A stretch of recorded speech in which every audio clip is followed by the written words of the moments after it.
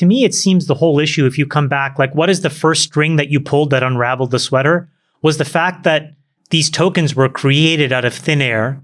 They had no meaningful value. Somebody prescribed a value, and all of a sudden, everybody else in the economy all of a sudden said, yeah, I'll take that as collateral. Look, you cannot do that in the regular world. I can't call JP Morgan and say, I've invented this thing. It's called a share in XYZ, and I'd like you to margin loan, give me a loan against it. So Brian, explain, like there's a ton of these tokens that have been engineered, right? And there's been a ton of these tokens that have been sold. So what should people do that own these things thinking that there was going to be some safety or value or, like how do you think about all of these tokens that could be as basically as fragile and shitty and worthless as FTT? Running out of time with you because you said you had a hard stop. So let's ask the $1 million question. Tell us about SPF. Like who is this character? I'll tell you an even more explicit signal. He pitched us in that $17 billion round, and I did a Zoom with him. And after the Zoom, I'm like, this doesn't make much sense, but I'll have my team do some work. We did some work and we sent him a 2-page deck. And we said, here are our recommendations for taking the next step. One was the formation of a board. The second was the creation of dual class stock. The third was some reps and warranties around affiliated transactions and related party transactions. And the person that worked there called us back and literally, I'm not kidding you, said, go fuck yourself. Message received. Message received, but I still thought, okay, I'll just put that in the bucket of these guys are unbelievably arrogant and smug. But Brian, I thought what you thought, which is maybe it's because they've created some money-making machine in the Bahamas, and so they have that level of confidence. But then to see this thing to the extent of which is now, we're only scratching the surface, guys. We're going to find out stuff every day. The postmortem. I think the problem is bigger than FTX. And I'll say the uncomfortable part out loud, and nobody needs to necessarily comment if you don't want to.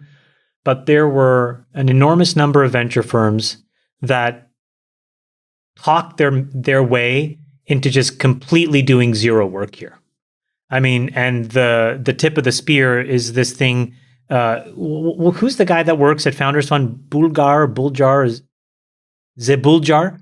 Dillian. And Sequoia documented it and put it on their own website.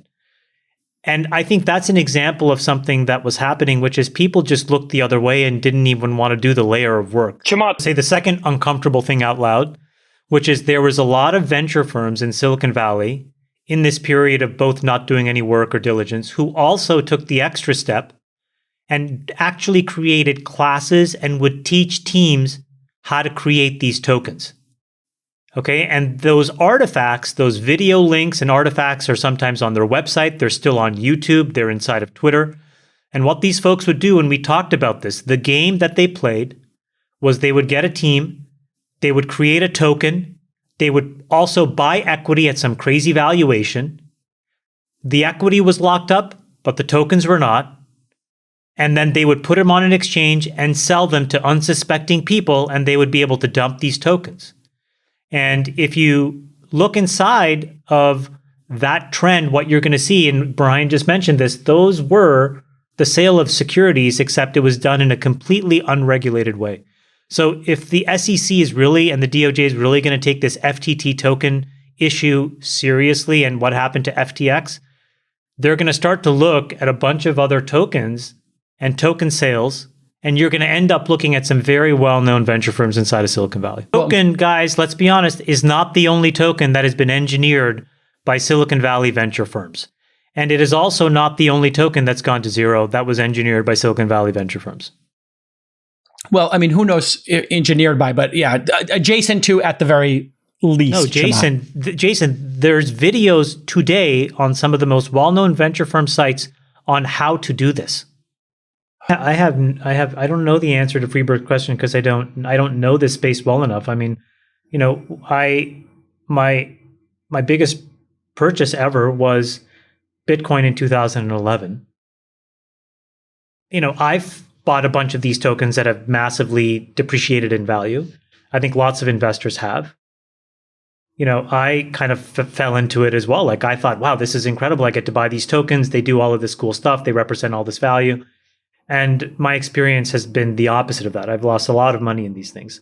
And so, I really hope that regulators, not just obviously, I hope that regulators do the best they can to get investors' money back in FTX. But I really also hope they figure out all these other tokens as well, because you can just rank them in terms of market cap, start at the top and work your way down.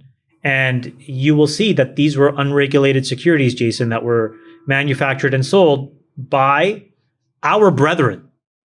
People who understand the law around accredited investors and the stuff very well. Yeah. They understand it implicitly. Do you guys think crypto investing is dead? Or what do you think? How do you think people think about that risk profile now inside of legal? Citadel does this in the regulated market. That's what payment for order flow is. It's the ability to front run retail volume. And so, in dark pools, that is legal by the law in the United States. And that's what allows Citadel and, I think Jane Street and Susquehanna, all these folks basically run these dark pool exchanges for regulated securities like options and bonds and stocks. And they get this order flow and they front run it by a millisecond and they just take small vig. Okay? But they can't print the FTT tokens and otherwise manipulate the market to the level that I think SBF could. I just think that there's these really strict walls and segregation, as you heard Brian talk about, when you have those businesses in these regulated markets. The problem here is that this is totally Wild West, unregulated, wild west. So who knows what's going on? I agree with you on that point, but I think don't underplay when there's an organized process to create an illegal security with special rules for them that allows the liquidity for one class of asset and not liquidity for others. And make a sophisticated test and let people opt into it with an education. The problem is when you have guys like this, it sets that desire back by a decade, if not more. Okay, that really sucks. I agree. Because so frustrating. Every single person inside of Washington right now who's anywhere near this from a regulatory perspective or a policy perspective is meeting on Monday morning. Yep. And the meeting topic is, how do we defend the mom and pop folks that lost money here? Yes. That's the only thing. So we took this out of, because I remember I texted into the group chat, hey guys, what do we think the legal ramifications are that drive prosecution? And one of our friends said, legal ramifications? These are political ramifications. Yeah. Which means that this is going to go to the utmost level and it's going to have the most scrutiny and they're going to act really quickly. It is positioned long. Here's this really interesting setup. We have a bunch of very positive news that I think we all have to process. First positive news was that inflation ticked down. Now, here's what I'll tell you. There's a caveat here. I talked to a bunch of pretty smart sharps on Wall Street. And, two things. Number one is they all gave credit to David Sachs and they said, Sachs was totally right. Double dip recession is coming. But then they said, tell Sachs that we think that these are the sharps. We think that there's a double hump in inflation coming, which means it's coming down to come back up. And there's a bunch of reporting vagaries that may cause that. So keep that in the back of your mind. But positive news, number one, is inflation ticking down. Number two, Jason, we talked about this. A federal judge basically stayed Biden's attempt at giving student loan relief. Now, that would have been a $500 billion transfer payment from the government into the hands of individuals. It is deflationary to not give that money to people. It's effectively taking stimulus away from folks. Number three, it looks like we're headed towards a split government, which means that we are not probably going to see any more stimulus over the next 2 years. Number four, Ukraine wins in Kherson.